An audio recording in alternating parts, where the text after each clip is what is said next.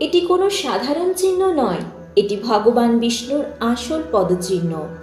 কিন্তু এই চিহ্ন কোনো পুজোর জন্য নয়, এক মহান শক্তিশালী অসুরকে সর্বদার জন্য ওই স্থানে দমিয়ে রাখার জন্যেই অবস্থিত রয়েছে। এই কাহিনীটি হলো অসুর গয়াসুরের, কিন্তু সে কোনো পাপী বা দুষ্ট রাক্ষস ছিল না। সে ভগবান বিষ্ণুর এত বড় ভক্ত ছিল যে সে কঠোর তপস্যা করে ভগবান ব্রহ্মার কাছে বরদান পেয়েছিল। বরদানটি ছিল, যে প্রাণী আমাকে দর্শন করবে বা স্পর্শ করবে সে মোক্ষ লাভ করবে।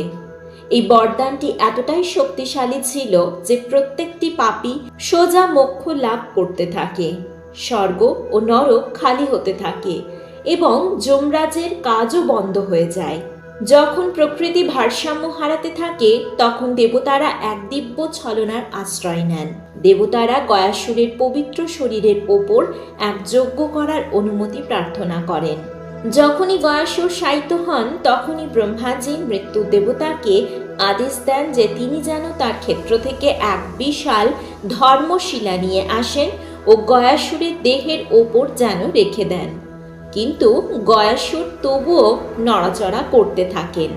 তখন তাকে স্থির করার জন্য স্বয়ং ভগবান বিষ্ণু ওই বিশাল ধর্মশিলার ওপর নিজের ডান পা রেখে দেন, যা সর্বদার জন্য সেই শিলায় অঙ্কিত হয়ে যায়। ভগবানের স্পর্শে গয়াসুর খুব খুশি হন ও সে তার মৃত্যুর পূর্বে ভগবান বিষ্ণুর কাছে বরদান চান, যেন আমার এই দেহ পৃথিবীর সবথেকে বড় তীর্থ হয় এবং যারা এখানে নিজেদের পিতৃপুরুষের পিণ্ডদান করবেন তাদের যেন মোক্ষ লাভ হয়।